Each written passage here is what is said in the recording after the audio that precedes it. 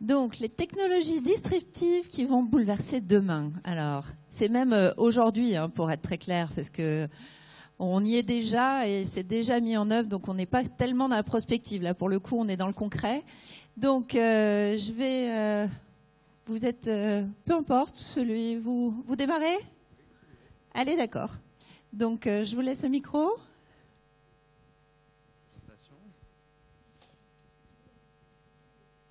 Bonjour, enchanté. Je suis Jérôme Marty, je suis directeur général de chez Waze France. Et je suis... Voilà, super, il y a la présentation. Et je suis enchanté d'être avec vous ici ce soir. Donc je représente Waze. J'ai volé la présentation de deux de mes amis, Adam Fried et Patricia Spagni, qui sont responsables de ce programme, qui est très dans l'air du temps, très dans le thème de cette journée. Les interconnectés, nous on a appelé notre programme Connected Citizen, citoyens connectés. Alors, avant de commencer, on va essayer de rentrer un petit peu dans l'interactivité et je vais vous poser 2-3 questions. Est-ce que vous pouvez lever la main si vous possédez une voiture? Oui. Gardez la main levée si vous possédez un smartphone. Oui. Et si vous possédez Waze dessus? Pas mal. Il y en a même qui ont 2 fois Waze, c'est super. Bêta-testeur de Waze. C'est intéressant. Pour ceux qui n'ont pas levé la main, avant de commencer cette présentation, Waze, c'est quoi? C'est une application gratuite, mobile, de navigation. En gros, c'est un GPS intelligent basé sur la communauté. Pour vous l'expliquer, est-ce que vous pouvez lancer la vidéo? Voilà, j'ai une petite vidéo en anglais qui va me permettre de souffler, qui dure 1 minute 50 et qui va vous présenter le programme Connected Citizen.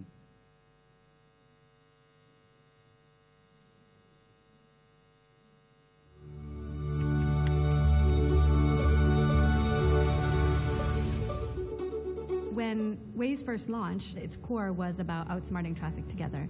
CCP is a next natural evolution of Waze. Now we're really talking about saving time for millions of people. Our drivers are out on the streets every hour of every day, reporting the most accurate information on closures and congestion. We are taking that information and delivering it to the government officials who can address incidents in real time. This is a real program with real impact. We're actually sitting down with partners and having measurable results every day.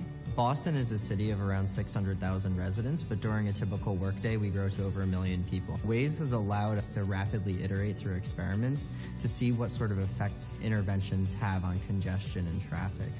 We had a major snow last March. Seeing the data come in from Waze every 2 minutes allows us to grab user reports, and then we can respond to those reports in a timely manner. Genesis is a software company that provides solutions to help first responders. By putting Waze inside our Genesis Pulse product, our first responders are saving 5 minutes, and that saves lives. We didn't expect that so quickly we would have cities redistributing traffic personnel, that we would have 911 systems relying on this data. As more data comes online, Waze is proud to bring together innovative transportation leaders from all around the world to develop the next chapter in traffic management. At the core, CCP has the same mission as Waze, which is to save people time every day. It's showing us what our new goals are going to be. New forms of safety, new forms of urban mobility, helping cities become a lab for making lives better. Voilà, des accents bien américains. Vous l'aurez compris, pour l'utilisateur final, quand vous avez Waze sur votre smartphone, l'idée c'est de sauver 5 minutes par trajet par utilisateur. Là, avec ce programme, ce qu'on essaie de faire, c'est fluidifier le trafic dans les villes. Si on peut revenir à la présentation. Donc, l'agenda de la présentation va être le suivant. Dans un premier temps, je vais vous expliquer un petit peu ce qu'est super, en quoi consiste le programme, vous donner un peu plus d'éléments. Ensuite, on verra les protocoles que l'on met en place pour partager ces informations et pour vous donner l'information. On verra ensuite l'impact du programme, quelques résultats de ce programme au travers le monde et quelques exemples vivants. Et enfin, nous verrons comment poursuivre cette discussion. Donc faire le lien entre les communes et ses citoyens. Alors ce qui est intéressant, c'est de revenir à la genèse du programme. Le programme est né en 2013 et il est né à l'initiative d'un membre de la communauté. En fait, on a dans la communauté différents types d'utilisateurs. Dès que vous êtes utilisateur de Waze, en fait, vous partagez à la communauté, vous nous donnez des informations via le GPS qui est activé sur votre voiture. On a des informations liées au trafic. Dès que vous interagissez avec l'application, vous avez un deuxième niveau d'interaction. Vous nous donnez des informations chaudes. Il y a un accident, un trou sur la route, Voilà, deuxième niveau d'information. Et troisième niveau d'intervenant, on a des éditeurs de cartes. En France, on a 1700 personnes qui éditent la carte, donc qui vont nous signifier des informations du type, tiens, il y a un nouveau lotissement, une nouvelle route qui s'est créée. Ils vont aller la vérifier et nous remonter cette information. Quand le pape est venu à Rio en 2013, la communauté de Rio nous a contactés. Ils avaient l'objectif, effectivement, de rendre le trafic du pape le plus fluide possible. Et donc, nous ont contactés pour nous demander, écoutez, Waze, c'est une application assez populaire au Brésil, est-ce que vous pourriez intégrer dans votre application le trajet du pape et éviter d'envoyer l'ensemble des membres de votre communauté sur ces axes de trafic? Voilà. C'est la genèse de cette application. En fait, c'est une ville qui nous a contactés et ça a fait boule de neige. On a ensuite créé un programme en fait qui prend la forme suivante. C'est un échange d'informations gratuites. J'insiste dessus, on ne fait rien payer. Les informations que l'on va récolter sont des informations qui sont anonymes. Elles sont agrégées, anonymisées. On ne fournit même pas vos pseudos sur Waze. Donc toutes les informations qu'on remonte, ce qui est intéressant, c'est les informations qui sont en temps réel, et on va remonter l'ensemble des informations de trafic et d'incidents.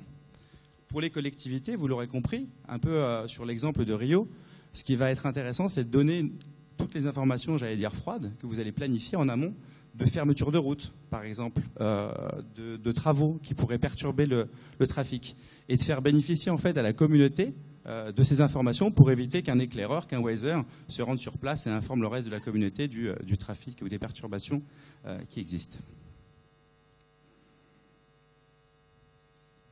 Donc en un peu plus de 3 ans, de 2014 à maintenant, notre programme a grossi de façon exponentielle. On est passé de 10 partenaires à plus de 100 partenaires. On a différents types de partenaires. On a des villes. On voit ici donc Rio, des villes comme Los Angeles, Barcelone, Rome, Jakarta. Plus récemment, la ville de Versailles qui nous a rejoints pour la France. On a des États, la Californie, le Massachusetts. On a aussi le département du Var, de l'Aisne, qui nous ont rejoints et quelques pays. Mais aussi des partenaires privés. Tout partenaire, en fait, vous en avez quelques-uns, quelques exemples ici, tout partenaire qui a en fait une implication quelconque avec le trafic routier. On pourrait aussi nommer ici, par exemple, tout ce qui est la gestion des camions poubelles. On voit les SAMU, les opérateurs d'autoroutes, etc. Donc tous ces partenaires sont des partenaires potentiels avec lesquels on va pouvoir échanger de la donnée pour, vous avez bien compris, toujours essayer de fluidifier le trafic. Alors, partager ces données avec Waze. Quel type de données nous allons récolter de votre part? Donc, toutes les informations, je le disais, froides, donc toutes les informations de construction qui seraient prévues sur vos routes, d'événements sportifs. Avec Versailles, ce qu'on a fait, pour la petite histoire, ils sont venus nous voir. Chaque année, il y a lieu une course qui s'appelle le Paris-Versailles, qui est assez populaire dans la région parisienne. Et qui crée pas mal de perturbations au niveau du trafic. Ils sont venus nous voir et nous ont donné l'ensemble de ces informations, l'ensemble des routes qui allaient être affectées par cette manifestation pour que nous puissions, nous, fournir à la communauté des itinéraires alternatifs et qu'ils ne soient pas gênés, perturbés par cette manifestation. On va avoir aussi, donc vous le voyez, toutes les informations, VP Visit, ça peut être le pape, les informations sur les festivals qui pourraient avoir lieu dans vos communes, tout comme les brocantes et autres, et aussi toutes les informations d'incidents. On l'a vu aux États-Unis, Waze s'est révélé être un outil extrêmement intéressant. On l'a vu aussi en France, d'ailleurs, avec les inondations. Et dès qu'il y a une crise environnementale, on va pouvoir aussi référencer, via ses partenaires, par exemple, les abris que vous allez trouver sur la route. Donc c'est aussi un moyen qui je trouve assez intéressant pour ces communautés de communiquer avec la communauté des Wazers. Je ne l'ai pas précisé, c'est plus de 70 millions de personnes à travers le monde qui l'utilisent chaque mois, et c'est quelques millions en France. À titre d'information, sur la région de Paris, c'est plus de 2 millions de Wazers qui l'utilisent chaque mois. Sur la région de Lyon, c'est plus de 300 000.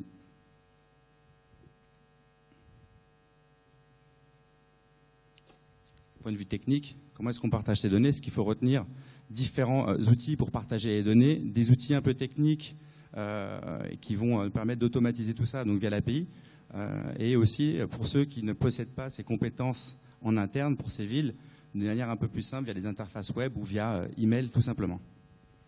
J'insiste aussi sur un point, l'ensemble des données que vous allez partager aussi va être traité par les éditeurs de cartes qui vont pouvoir par la suite les intégrer et interagir avec vous. les données de Waze. Alors, quelles données va-t-on vous donner, vous communiquer? On ne va pas vous donner les informations sur la police, les limitations de vitesse, par exemple. Ça, on ne le fera pas. Par contre, on va vous donner l'ensemble des informations qui seront remontées de manière passive ou active par les utilisateurs. Accidents, embouteillages, dangers, travaux, trous, véhicules, objets sur la route, panneaux absents. Vous voyez de suite la richesse de ces informations, des informations qui sont, je le répète, en temps réel et qui peuvent être très utiles pour une ville ou un opérateur. Je prends par exemple la SANEF qui opère une autoroute. On va lui remonter toutes les informations qui sont liées aux incidents qui proviennent sur sa route, aux éventuels nids de poules qui pourraient s'y trouver, et ils vont pouvoir prévoir leurs travaux en connaissance de cause. Donc s'attaquer aux portions de route qui seraient les plus affectées par ces incidents. Comment intégrer les données de Waze? Toujours par API ou via, toujours de manière un peu plus simple, via un outil que nous avons développé sur une interface web ou par alerte email. On fournit aussi, alors c'est des données qu'on fournit dans certains pays aussi à des opérateurs médias, mais on fournit aussi des tableaux sur lesquels vous allez pouvoir paramétrer les segments de route qui vous intéressent pour pouvoir les suivre et identifier ou non les problèmes de trafic, les ralentissements éventuels qui pourraient se trouver sur les axes de route qui vous importent le plus. L'impact du programme. Alors on l'a vu dans la petite vidéo de présentation, l'échange de ces données, donc en mixant les données qui sont à votre disposition avec les données de la communauté, on arrive à faire des choses assez sympathiques. Il y avait ce monsieur qui parlait, donc c'est une boîte qui s'appelle Genesis, qui est un éditeur de software et qui fournit un logiciel d'intervention pour l'ensemble des ambulances aux États-Unis. Alors intéressant, lui, depuis qu'il a mis en place Waze, qu'est-ce qu'il a constaté? Un gain de 4,5 minutes par intervention. Donc c'est intéressant, quand on est une ambulance, c'est 4,5 minutes, ça peut sauver des vies. Mais plus marrant, plus marquant, je trouve, c'est le fait que dans 70% des cas, les informations remontées par la communauté étaient plus rapides et plus justes que celles remontées par le 911, qui est l'équivalent du 112 chez nous. Plus juste parce que vous avez, dès que vous remontez l'information, aussi la géolocalisation précise de l'endroit où se trouve l'incident. Mais dans 70% des cas, c'est assez bluffant, je trouve. La communauté de Boston l'a mis en place aussi, notamment pour tout ce qui est la gestion du port. Depuis la mise en place de ces outils, ils ont réussi à réduire le trafic de 18%. On peut le voir ici, c'est pas la seule chose qu'on peut faire. Les idées sont nombreuses. Washington, les nids de poules, voilà. On est capable de les identifier et de prévoir ces travaux d'intervention en fonction. On va pouvoir suivre en temps réel dans le Kansas les bennes. On parlait de Rio et de la visite du pape. Vous n'avez pas entendu de soucis de trafic pendant ces Jeux olympiques. L'ensemble du trafic, notamment des équipes nationales qui se déplaçaient dans Rio, était opéré par Waze. Un point qui est important et qui est tout à fait dans l'actualité, Jakarta, la notification des plaques d'immatriculation pair-impair. C'est un sujet d'actualité, on le voit avec le trafic à l'heure actuelle. Et alors c'est marrant, en venant ici, je me suis trompé de gare, donc j'ai pris le taxi et j'ai écouté la radio Tonique, qui est une radio locale, et qui signifiait qu'à l'école, que ce soir, il allait y avoir des travaux sur le périphérique nord et sous un tunnel. C'est des informations aujourd'hui, oui, qui vont être communiquées par la radio, mais qui peuvent être aussi directement communiquées en direct via l'application. Donc je trouve que c'est un outil intéressant de communication pour vous, pour vos concitoyens, pour les intéresser des informations en live sur les trafics. Alors, je le répète, l'ensemble de ces données sont gratuites. Okay. Vous avez à disposition tout un tas de ressources. Ce qui est intéressant, c'est que vous n'êtes pas seul dans cette jungle. On est en train d'inventer le programme, il est tout jeune. Il a à peu près un peu plus de 3 ans d'existence. On réplique le modèle qui a fonctionné avec Waze, c'est-à-dire qu'on fonctionne toujours sur une base de communauté. L'ensemble des villes qui opèrent avec nous, des opérateurs, échangent, communiquent pour partager leurs avancées, pour partager leur utilisation des données Waze, des outils qu'ils vont développer, parce que vous l'aurez compris, l'ensemble des données que nous allons remonter vont être interfacées avec vos propres données. Et donc, il y a énormément de cas à mettre en œuvre. On est, je pense, juste au début de l'aventure. Et l'idée, vous l'aurez compris, pour nous, c'est de vous fournir toujours plus d'outils pour pouvoir. Alors c'est un objectif commun que l'on poursuit. Nous, on souhaite que notre communauté, on souhaite avoir un outil qui soit toujours le plus performant. On souhaite qu'on fasse toujours des trajets, j'allais dire, intelligents. Et il y a un but un peu plus global qui est vraiment maintenant, on se positionne comme un opérateur qui a vocation à vraiment réduire améliorer la fluidité du trafic urbain. Donc, pour continuer, vous avez, alors je pense qu'il est intéressant, beaucoup d'informations en ligne sur le programme, waze.com/ccp pour Connected Citizen Programme. Si vous souhaitez engager avec nous, ce qui est important, c'est d'avoir aussi une personne, j'allais dire, vous l'avez vu, un peu technique. On va manipuler de la donnée, on va vous la redonner. On travaille et on préfère travailler par API. Donc pour ce faire, ce qu'il faut, c'est avoir aussi des personnes techniques. Et puis on a différentes personnes qui peuvent entrer en contact avec vous pour vous accompagner dans la mise en place du programme. Voilà. Vous avez des questions ?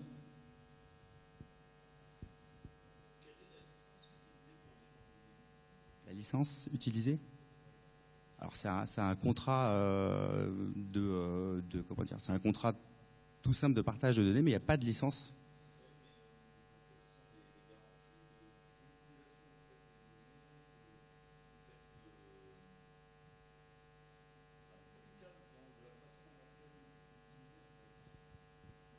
Alors vous pouvez préciser, qu'est-ce qu'on pourrait faire ?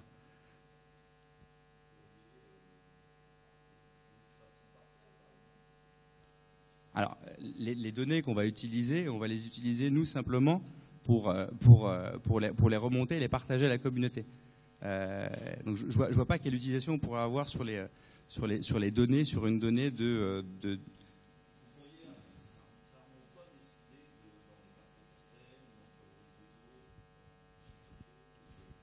Alors je peux peut-être te passer le micro. J'ai pas. Alors. Merci. Julie Odès, donc ville de Versailles, effectivement, j'ai signé un des partenariats avec Waze. Honnêtement, le contrat en fait qui est signé entre la collectivité et Waze est un contrat qui est très précis, à la fois en termes de contenu de données et d'usage en fait qui va en être fait de part et d'autre. Donc il y a un certain nombre d'engagements de la part de la collectivité qui sont effectivement, en gros, ne pas développer en fait une application concurrente à Waze, mais bon, ça coule de source. Globalement, Waze aussi s'engage à utiliser nos données telles quelles. Sachant que quand on connecte les flux, en fait, au départ, à partir du moment où ils remontent d'une collectivité, ils ont déjà un taux de fiabilité au départ qui s'affiche. Dans Waze, en fait, il y a un taux de fiabilité des données qui sont affichées. Donc, il y a déjà un certain taux de fiabilité au départ. Et ensuite, les données, de toute façon, sont gardées, en fait, dans l'application. C'est simplement des Wazers, en fait, qui approuvent ou qui refusent simplement ces données-là. Mais il n'y a pas de... Enfin, moi, j'ai jusqu'à maintenant, en tout cas, et pourtant, j'en publie quand même quelques-uns, il n'y a pas de filtre, en fait, qui est fait sur les données. Et les données qui arrivent d'une collectivité, dans la mesure où elles sont dans le cadre d'un partenariat, elles sont fiables. Donc, par définition, elles sont bien intégrées dans Waze. Et à l'inverse, quand on collecte les données, c'est pareil, on collecte toutes les données. Enfin, à part des données nominatives, c'est-à-dire qu'on n'a pas le nom des Wazers qui ont signalé, globalement, la quasi-totalité des informations, en fait, sont là et sont disponibles, avec la fiabilité associée. Je sais pas si ça répond. Peut-être pour préciser aussi, compléter, les données, nous, on va je crois que c'est tous les 40 jours, on efface l'ensemble des données. On ne stocke pas les données liées aux utilisateurs. Alors, je ne sais pas si ça répond à votre interrogation. Je mettrai un juré sur le coup. D'autres questions ? Merci.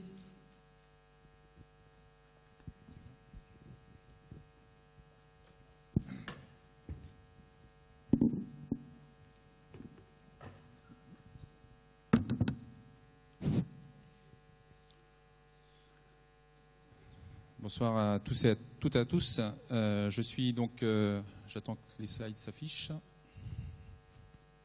Merci. Donc je suis Raphaël Mastier, je suis en charge des projets stratégiques secteur public dans l'entité Microsoft Service. Donc c'est une entité que vous connaissez peut-être pas, c'est une entité donc qui est en charge de l'accompagnement de nos clients sur des sujets stratégiques, des sujets de transformation. et de plus en plus sur des sujets d'innovation, donc dans des domaines tels que le big data, l'IoT, des sujets comme la cybersécurité. Donc dès que vous avez des thématiques de ce type-là, on a des expertises très pointues qui peuvent vous aider dans le déroulement, de l'accélération en fait de vos innovations.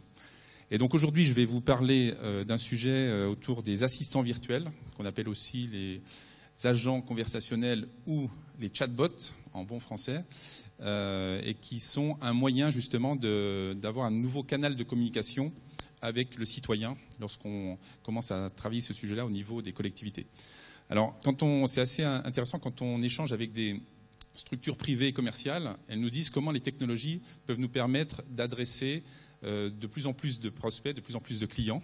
Et quand on se tourne vers des collectivités locales ou des collectivités ou des agences nationales, on nous dit l'inverse, on dit comment la technologie peut nous permettre de voir moins de personnes, parce qu'en fait, l'idée, c'est pas de traiter moins de demandes, mais d'avoir une automatisation des demandes pour fluidifier typiquement les accès dans les lieux d'accueil, typiquement.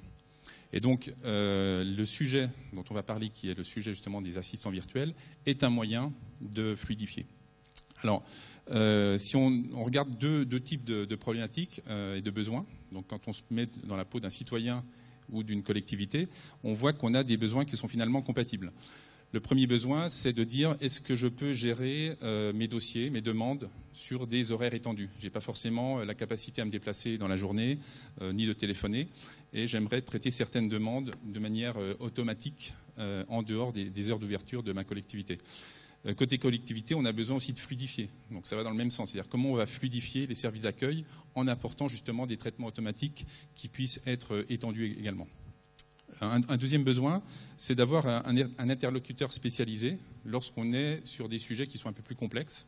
Donc là, on va, si vous voulez, avoir besoin de se déplacer ou d'avoir quelqu'un au téléphone avec un expert typiquement, parce qu'on a une tâche qui n'est pas forcément simple à gérer. Donc là, on va utiliser le présentiel, ou en tout cas le contact direct avec typiquement l'agent administratif. Et côté administration, côté collectivité, eh bien, on va vouloir focaliser aussi les agents sur des sujets à valeur ajoutée de plus en plus par rapport à des besoins, ou en tout cas à des réponses à des questions qui se trouvent par exemple sur un portail ou qui se trouvent déjà à disposition d'un point de vue numérique. Et troisième exemple, c'est tout l'accès aux informations en ligne. Donc on a des portails qui sont en général bien conçus, ergonomiques, mais malgré tout, souvent, on est obligé de naviguer dans des différentes pages et on n'a pas forcément l'information de manière très rapide. Là aussi, la collectivité cherche à ouvrir l'information. On a des sujets autour de l'open data pour apporter justement des éléments qui vont permettre d'accélérer et d'apporter de l'efficience dans le traitement. Alors, au niveau du fonctionnement, on va dire, d'une collectivité, donc on a des choses qui fonctionnent déjà, des canaux qui fonctionnent déjà très bien. Donc, bien sûr, des ressources humaines, des ressources techniques. Donc, typiquement, un portail, par exemple, la messagerie qui fonctionne bien, et puis, bien sûr, des données qui vont nourrir en fait les échanges entre la collectivité et le citoyen. Et de l'autre côté, le citoyen, il a un certain nombre d'outillages. Donc, il a en général soit un smartphone, une tablette, un PC ou les trois, et des applications. Alors, ce qu'il faut prendre en compte comme évolution dans le domaine de l'usage, c'est que de plus en plus, on va être sur de la consommation de messages par rapport à la consommation d'applications. Donc, il y a un phénomène qui est autour des applications que vous voyez à l'écran, qui sont Skype, qui sont Telegram, Facebook Messenger, par exemple, où de plus en plus d'utilisateurs vont utiliser ces canaux de communication à la place d'applications, c'est-à-dire d'avoir l'information en direct. Et la tendance, c'est qu'aujourd'hui, il y a plus de messages échangés typiquement avec ce type d'application que sur les réseaux sociaux. Donc, il ne faut pas voir ça au niveau d'une collectivité comme une contrainte, mais au contraire comme une opportunité d'apporter un nouveau canal de communication qui va permettre justement de fluidifier les interactions avec cette approche de connexion en direct et automatique. Et donc, la réponse à ce besoin, c'est le chatbot. Donc, qu'est-ce qu'un chatbot ? Donc, la définition, c'est un agent conversationnel qui a la capacité c'est un programme informatique, si vous voulez, qui a la capacité d'interagir avec un humain et de faire un certain nombre de traitements. Alors, ce n'est pas quelque chose qui a été inventé cette année, hein.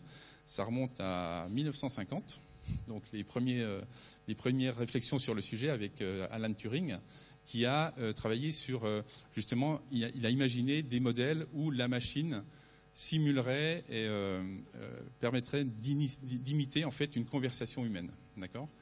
Et au fil du temps, il y a eu un certain nombre de développements. Donc il y a eu des chatbots qui ont été développés, notamment sur des sites de e-commerce par exemple. Et on arrive aujourd'hui à un modèle où le chatbot va pouvoir être quelque part réinventé parce qu'on a des capacités aujourd'hui qu'on n'avait pas encore il y a quelques années. Et ces capacités, elles sont apportées par différents accélérateurs qui sont tous autour notamment du cloud computing. Donc le premier accélérateur, c'est le stockage sécurisé de type big data, donc la capacité à traiter énormément d'informations, puisque le chatbot se nourrit de données. C'est-à-dire que plus vous allez avoir de données, plus votre chatbot sera pertinent. Ensuite, on va avoir la puissance de calcul. On a besoin aujourd'hui de traitements, notamment dans les sujets de conversation. Donc, on simule en fait par des systèmes d'intelligence artificielle. On a besoin de puissance de calcul. Et le troisième point, c'est l'intelligence artificielle. Donc, c'est toute la modélisation de ces modèles intelligents dans le cloud pour pouvoir justement simuler cette conversation. Alors, un exemple d'assistant virtuel, Cortana, je ne sais pas si certains connaissent, c'est en fait le développement qui a été fait par Microsoft pour ses propres dispositifs. Donc, tous les dispositifs aujourd'hui sur Windows 10 intègrent un assistant qui va vous permettre en fait de gérer un certain nombre de tâches, de vous faciliter la vie sur un certain nombre de traitements. Ce qu'il faut retenir, c'est qu'il y a un investissement très fort de Microsoft sur ce sujet-là, puisqu'on a aujourd'hui aux États-Unis une équipe de 5000 personnes qui travaillent sur les sujets d'intelligence artificielle. Et l'objectif, c'est donc dans un premier temps, bien sûr, d'intégrer cette intelligence artificielle dans nos propres composants, dans nos propres solutions. Mais la deuxième étape, ce qu'on a fait il y a quelques mois, c'est de mettre à disposition cette intelligence pour le plus grand nombre. Et donc aujourd'hui, on a la capacité de développer ses propres chatbots pour des services X ou Y suivant différents contextes. Alors, quand on parle de chatbot, on a deux grands modèles. On a tout ce qui concerne les services cognitifs. Donc, ce sont des modèles qu'on a mis en ligne et qui permettent au chatbot de comprendre la question qu'on lui pose en général, de rechercher de l'information et ensuite de répondre. Tout ça dans un langage naturel et compréhensible par un humain. Et puis, un sujet très important, c'est l'apprentissage. C'est-à-dire que le chatbot va se nourrir de ses expériences pour être de plus en plus performant et de plus en plus pertinent. Donc c'est ce qu'on appelle le machine learning. Et donc ces deux grandes familles de services intelligents, que sont les services cognitifs et le machine learning, sont aujourd'hui intégrés dans les systèmes en ligne Microsoft pour justement servir le développement des chatbots. Alors si on fait un schéma un petit peu du modèle, le chatbot, il va être divisé en deux grandes parties. Il va être donc divisé sur la partie, le premier élément, c'est la partie conversationnelle. Donc typiquement, comprendre du texte ou de la parole, c'est-à-dire pouvoir s'exprimer avec un assistant virtuel en langage naturel par la voix ou par le texte. Donc ça, c'est un premier élément. Le multilangage, on supporte aujourd'hui plus de 30 langages différents. L'exemple qu'on peut donner, c'est par exemple un office de tourisme qui pourrait avoir un chatbot multilangue, qui fait que des touristes typiquement chinois, allemands, américains, etc., puissent avoir de l'information automatiquement traduite avec une conversation automatique. Ensuite, la compréhension d'images, c'est un sujet aussi d'intelligence artificielle très intéressant, où en fait on va pouvoir décrire de manière automatisée et intelligente une image sous forme de texte. Donc typiquement, on peut imaginer qu'on est dans une rue avec un smartphone, le cas de Waze tout à l'heure par exemple, où on va prendre une photographie d'un nid de poule et on va simplement transférer cette image au chatbot et lui va décrire l'image et va ensuite avec l'analyse de texte pouvoir la transférer sur des équipes par exemple qui sont en charge de la voirie. Donc ça, on a la capacité aujourd'hui d'aller sur ces systèmes aussi de détection et en tout cas d'analyse d'images. Donc ça, c'est la partie conversationnelle. Et bien sûr, derrière, il y a toute la partie de recherche et de restitution des informations. Donc là, ça va mettre en œuvre des sujets autour de l'intelligence de la donnée, du big data, bien sûr, et puis aussi du machine learning pour qu'on puisse aller chercher l'information pertinente par rapport à un usage que l'on aura déterminé. Alors, ce qu'a fait Microsoft, c'est qu'on a développé tout le framework en fait, qui permet justement de mettre en place ces chatbots. Donc on a la définition de cas d'usage et ensuite on a un graphe conversationnel par exemple qui va permettre aussi de mieux connaître la personne. On est capable d'enregistrer l'état de la conversation pour s'adapter par exemple au langage de la personne. Et puis, j'ai oublié, au-dessus, ce qu'on appelle le bot connector, et ça c'est un point très intéressant, c'est qu'une fois que vous avez mis en place toute la mécanique en fait, de conversation de votre chatbot, eh bien, vous allez pouvoir le publier sur toutes les applications que je citais au début, les applications en fait, de langage instantané. Donc ça peut être du SMS, ça peut être du Skype, du Facebook Messenger, etc. etc. C'est-à-dire qu'avec une seule intelligence, elle est ensuite disponible suivant les différents canaux. Donc concrètement, si je prends l'exemple de Skype, pour que ça soit très concret, à partir du moment où vous avez votre ville, par exemple, qui a développé un chatbot, eh bien, dans Skype, vous allez ajouter un contact, comme vous ajouteriez un contact humain, vous allez ajouter un contact qui sera un contact chatbot de la ville. Et toujours disponible, 24 heures sur 24, bien sûr, toujours agréable en termes d'échange. Donc, à 2 heures du matin, vous allez pouvoir le contacter, lui poser une question sur votre demande, par exemple, de passeport, ce genre de choses. Et le chatbot a pour vocation, justement, de répondre en permanence et de traiter surtout des sujets qui sont à faible valeur ajoutée, mais qui vont vous faire gagner du temps au quotidien. Donc là, c'est un exemple sur l'écran de chatbot multicanal, c'est-à-dire qu'avec le même type de scénario, vous avez à gauche en fait le Skype, le scénario Skype. Donc vous avez une demande qui est gérée de manière automatique. Au centre, vous avez le même type de demande sous forme de SMS, et puis à droite sous forme de mail. Vous pouvez avoir un chatbot qui va échanger uniquement par messagerie, parce que l'utilisateur est plus confort avec ce genre d'usage. Ça, c'est un point intéressant, c'est que vous pouvez apporter tout un éventail de types de conversation avec les utilisateurs. Alors, quelques opportunités justement d'interaction. Donc, il y a différents sujets qu'on peut traiter avec ce type de technologie. Souvent, on pense tout de suite le chatbot avec la connexion vers l'extérieur, mais vous pouvez avoir des scénarios complètement internes. C'est-à-dire, par exemple, un service informatique qui a des demandes en permanence de questions qui sont très simples à gérer, mais finalement qui reviennent tout le temps sur où se trouve telle application, où se trouve tel type de document. Très, très faible valeur ajoutée en termes d'échange. Donc on peut imaginer un chatbot interne qui va être une connexion entre différents services, par exemple une collectivité locale. Ça peut être un bon moyen de démarrer le sujet pour tester un petit peu la technologie. Ensuite, il y a tout ce qui est disponibilité des services pour le citoyen. Donc démarrer sur un scénario que vous identifiez qui est pertinent, c'est-à-dire un scénario où il y a des demandes finalement qui reviennent toujours, qui sont à peu près toujours les mêmes et qui prennent beaucoup de temps pour les gens qui sont en face en termes de réponse. Donc ça, c'est un bon exemple de cas d'usage pour mettre en place un chatbot. Et puis, on peut imaginer aussi de faciliter les interactions entre collectivités, c'est-à-dire qu'un chatbot peut, à terme, même converser avec un autre chatbot, c'est-à-dire faire le lien entre une ville, par exemple, une autre ville ou une autre administration, avec des échanges qui font que l'utilisateur va poser une question, ensuite tout son suivi va se gérer de manière automatique en fonction des interactions qu'ils auront derrière avec les autres collectivités. Donc il y a pas mal de scénarios disponibles et qui sont pertinents dans ce type de technologie. Alors maintenant, vous pouvez vous dire, bon, c'est gentil tout ça, ça a l'air super sympa, mais comment on débute et comment on démarre sur ce type de sujet ? Donc on est justement là pour ça au niveau des équipes, notamment Microsoft Service. On a des profils qui sont très pointus sur tous les sujets de développement de bots avec le framework Microsoft. On a des data scientists, donc là c'est très utile pour la partie data, pour la partie analyse de données avancées. Et puis des spécialistes en services cognitifs, donc tout ce qui va concerner justement l'intelligence artificielle, le conversationnel avec les usages innovants. Et en général, on prend un cas d'usage. Ce qui est intéressant, c'est que vous capitalisez sur le long terme. Vous prenez un cas d'usage au départ, on le développe de bout en bout avec vous, et ensuite, une fois qu'il est mis en ligne, eh bien, on va simplement développer des nouveaux cas d'usage. On ne va pas redévelopper toute la couche conversationnelle, on va simplement ajouter un peu en plug and play des nouveaux usages en fonction de vos besoins et des cas qui seront identifiés au niveau de votre collectivité. Et puis ensuite, on va donc déployer petit à petit ça et on va pouvoir mesurer. Il y a un point important dans les chatbots aussi, c'est au-delà des réponses qu'on va donner, c'est de pouvoir aussi mesurer les types de questions qu'on a. C'est-à-dire sur une période donnée, si on a, je dis n'importe quoi, 1000 fois la même question sur un portail par exemple ou sur un service, bah peut-être ça va nous donner des informations sur comment on va changer ce service pour qu'il soit plus efficient et qu'on réduise ce nombre de questions. Donc on sait aussi analyser les questions qui sont posées de manière automatisée à tous les chatbots et aussi, pourquoi pas, à quels horaires il va répondre pour savoir en fait faire des stats en fait sur la disponibilité des services. Voilà. Sinon, je vous ai laissé mon contact côté service.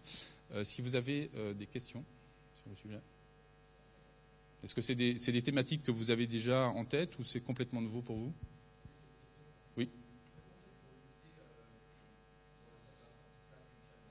Oui. Ouais. Alors effectivement, il y a deux sujets effectivement différents. Ce que nous, on essaie de travailler notamment avec des clients type collectivité ou entreprise, ce sont des chatbots qui sont quelque part fermés. C'est-à-dire qu'on va orienter une conversation sur un sujet de type service. J'ai besoin de telle documentation ou j'ai besoin de faire renouvellement de carte d'identité, ce genre de choses par exemple. Quand on travaille sur le cas que vous citez, on est sur du conversationnel pur et sans limitation. Donc on est dans un mode conversationnel de simulation humaine, d'accord? Donc là, en fait, c'est de l'apprentissage. Aujourd'hui, on est encore au début des sujets et il peut effectivement y avoir des dérives en tout cas des défauts en fait dans la partie analyse sémantique. Mais c'est simplement l'apprentissage, et c'est ce que je disais avant, c'est que tout ce qui est machine learning va permettre petit à petit de favoriser justement l'efficience de ces chatbots. Quand on va être sur des sujets vraiment pratico-pratiques, on a très peu de chances d'avoir des dérives, puisqu'en fait, quand le chatbot, on va lui poser une question qui n'est pas du tout dans son domaine, il va répondre en disant « excusez-moi, je n'ai pas compris », ou il va renvoyer par exemple sur un site générique. Donc on sait cadrer assez facilement les conversations quand on est sur des sujets métiers. Est-ce qu'il y a d'autres questions ?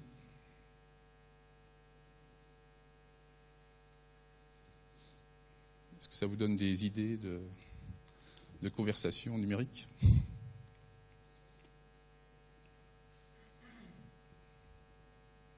Pas de questions ?